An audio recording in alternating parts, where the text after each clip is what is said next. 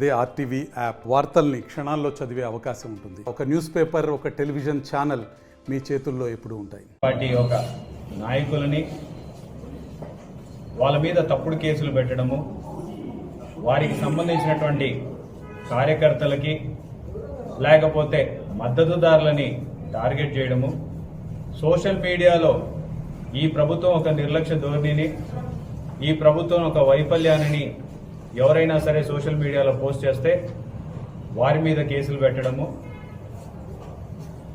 ఎటువంటి ఆధారాలు లేకుండా, ఎటువంటి కంప్లైంట్లు లేని దాంట్లో, ఎటువంటి స్కాములు జరిగిన దానిలో కావాలని కక్షపూరితమైన ధోరణి అవలంబిస్తూ నాయకుల మీద ఎన్ని కేసులు పెడుతున్నారో, ఎంతమందిని జైలుకి పంపుతున్నారో, ఎంతమందిని రిమాండ్కి పంపిస్తున్నారో, ఎన్ని రోజుల పాటు వాళ్ళు జైల్లో ఉండాల్సి వస్తుందో మీరందరూ కూడా గమనిస్తున్నారు. కేవలం రాజకీయ నాయకులు మాత్రమే కాకుండా సంబంధం లేకున్నటువంటి అధికారులు, ఐఏఎస్ ఆఫీసర్లు కావచ్చు, ఐపీఎస్ ఆఫీసర్లు కావచ్చు, లేకపోతే ఆర్టీఓ స్థాయిలో రిటైర్ అయినటువంటి అధికారులు కావచ్చు, వీళ్ళందరినీ కూడా లక్ష్యంగా చేసుకొని జగన్మోహన్ రెడ్డి గారికి ఒక అనుచర వర్గాన్ని కావచ్చు, లేకపోతే ఆ సపోర్టుగా ఆయన చుట్టుపక్కల ఉన్న వాళ్ళందరినీ కూడా దూరం చేయాలి. వైఎస్ఆర్సీపీ పార్టీ మనుగడనే ప్రశ్నార్థకంగా చేయాలని ఒక దుర్మార్గమైన ఆలోచనతోటి తన చుట్టూ ఉన్న మనుషులందరి మీద కూడా కేసులు పెట్టి ఈరోజు లోపలికి పంపిస్తున్నటువంటి పరిస్థితి చూస్తాం. తాజాగా వైఎస్ఆర్ కాంగ్రెస్ పార్టీకి సంబంధించినటువంటి ఎంపీ గారు శ్రీ పెద్దిరెడ్డి మిథున్ రెడ్డి గారు, వారిని కూడా ఈరోజు అరెస్ట్ చేసి ఛార్జ్ షీట్లో పేరు లేకపోయినా సరే ఇప్పుడు ఛార్జ్ షీట్లో పేరు చేర్చడం. మీరు ఆలోచించినట్టయితే ప్రతి కేసులో కూడా ఒకరి పేరు పెట్టిన తర్వాత చివరిలో అండ్ అదర్స్ అని ఎందుకు పెడతారంటే వాళ్ళకి కావాల్సినటువంటి పేర్లను ఇరికించుకోవచ్చు, వాళ్ళకి కావాల్సినటువంటి వ్యక్తుల పేర్లని ఇరికిచ్చి లోపలికి పంపించచ్చు అని ఒక దుర్మార్గమైన ఆలోచనతోటి ప్రతి ఒక్క కేసులో కూడా అండ్ అదర్స్ అనేది కామన్ అయిపోయింది. ఈరోజు వైఎస్ఆర్ కాంగ్రెస్ పార్టీ వాళ్ళు ఈ యొక్క అరెస్ట్లను చూసి ఎవరైనా భయపడతారా అంటే, ఈ మధ్య కాలంలో జగన్మోహన్ రెడ్డి గారు బయటికి వెళ్ళినప్పుడు ఆయనకు వస్తున్నటువంటి మద్దతుని మీరందరూ కూడా చూస్తూ ఉన్నారు. ఎంత అణిచివేతకి గురి చేయాలని చెప్పేసి కూటమి ప్రభుత్వం ప్రయత్నం చేస్తుందో అంతకంటే ఉత్సాహంతో వైఎస్ఆర్ కాంగ్రెస్ పార్టీ, వారి క్యాడర్ అందరూ కూడా ఉత్సాహంగా బయటికి వస్తాం. మేము ఒకటే అడగదలుచుకున్నాం, మీకు ప్రజలు మద్దతుతోటి మీరు గెలిచామని చెప్పేసి చెప్పుకుంటూ ఉన్నారు. ప్రజలకి వాగ్దానాలు చేశారు, ప్రజల వాగ్దానాల్ని మొదటి రోజు నుంచి అమలు చేస్తామని చెప్పారు, సంపదని సృష్టిస్తామని చెప్పారు, శ్రీలంక అయిపోయినటువంటి ఆంధ్ర రాష్ట్రాన్ని పురోగతి వైపు తీసుకొస్తాము, ప్రజలందరికీ జగన్మోహన్ రెడ్డి గారి కంటే ఎక్కువ సంక్షేమాన్ని అందజేస్తామని చెప్పేసి మాటలు చెప్పారు. మరి ఈరోజు ఏ ఒకటైనా నెరవేరుస్తున్నారా అని చెప్పేసి అడుగుతాను. ఈరోజు లిక్కర్ స్కామ్ గురించే మాట్లాడదాం. మొదటి రోజేమో 50,000 కోట్ల రూపాయలు దోచుకున్నారని చెప్పారు, తర్వాతనేమో 40,000 కోట్లు అయింది, తర్వాత 30,000 కోట్లు, మొన్న ఏమో 3,000 కోట్లు, ఈ రోజేమో 2,000 కోట్ల చిల్లర అని చెప్పి మాట్లాడుతారు. అంటే ఏం మాట్లాడినా సరే వారు చెప్పినది దాంట్లో ఏది నిజం కాదనేది గతంలో కూడా చూసాం.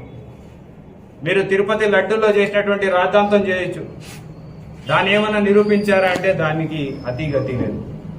సీజ్ ద షిప్ అని చెప్పేసి ఒక షిప్ మభ్య పెట్టినారు, మరి దాని గురించి ఏమైనా తెలిసినారా అంటే క్రిస్టల్ క్లియర్ గా వాళ్ళు అబద్ధం ఆడారనేది స్పష్టంగా బయటపడింది. మరొకసారి వాళ్ళ చేతిలో ఎల్లో మీడియాని అడ్డు పెట్టుకొని 1,00,000 కోట్ల రూపాయల డ్రగ్స్ ని విశాఖపట్నంలో పట్టుకున్నామని చెప్పేసి ఒక అభూత కల్పనను సృష్టించారు. మరి తర్వాత ఏం తెలిసారయ్యా అంటే అవి డ్రగ్స్ కాదు, డ్రై ఈస్ట్ అని చెప్పేసి తెలిసారు. ఈ రకంగా దుర్మార్గంగా క్యారెక్టర్ అసాసినేషన్ కి పాల్పడుతూ కేవలం తమ పార్టీ ఇచ్చినటువంటి వాగ్దానాలు నెరవేర్చలేని పరిస్థితుల్లో ప్రజల మనసుల్ని డైవర్ట్ చేయాలి, ప్రజల ఆలోచనల్ని డైవర్ట్ చేయాలి.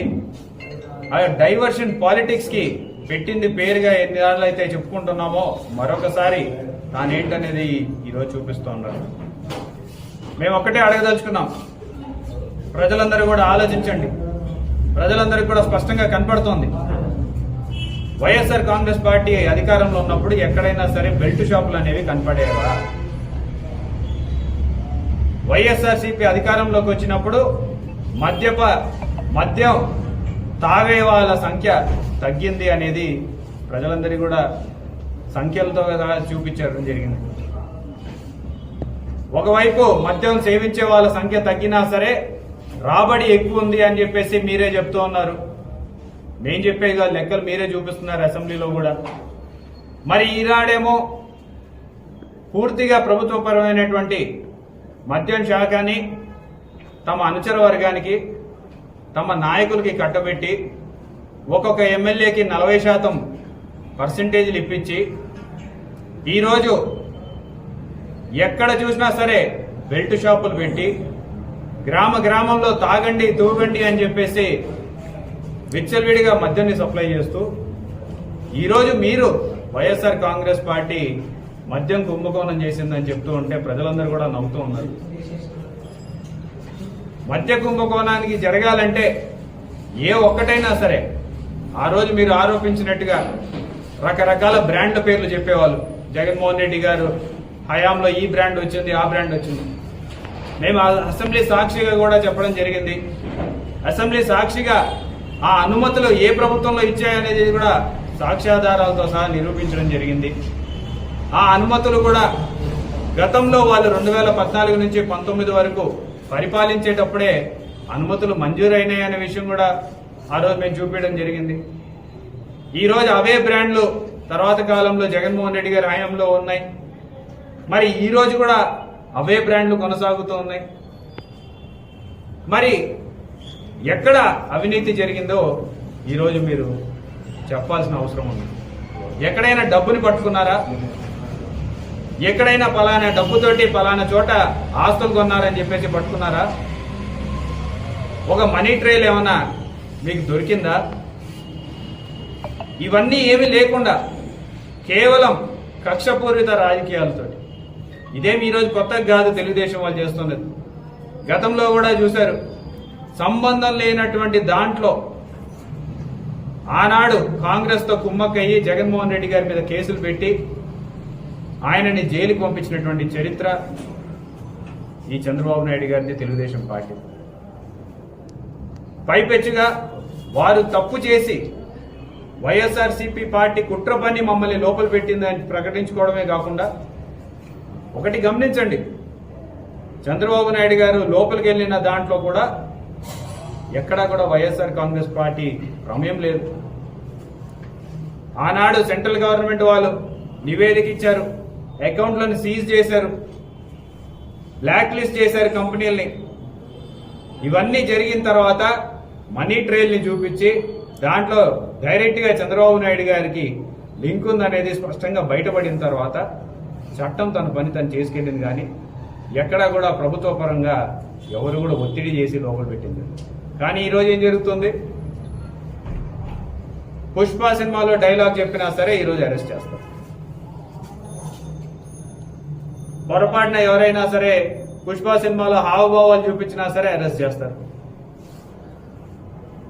సోషల్ మీడియాలో తన మనసుకి ఏం నచ్చిందో చెప్పడానికి వేదికైనటువంటి సోషల్ మీడియాలో ఒక అభిప్రాయాన్ని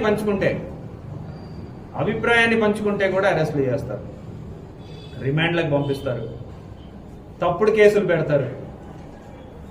సంబంధం లేనటువంటి దాంట్లో కూడా. మరిన్ని వీడియోస్ కోసం ఛానల్ ని సబ్స్క్రైబ్ చేయండి. లేటెస్ట్ అప్డేట్స్ కోసం వాట్సాప్ ఛానల్ ని ఫాలో చేయండి. అండ్ లింక్ డిస్క్రిప్షన్ లో ఉంది.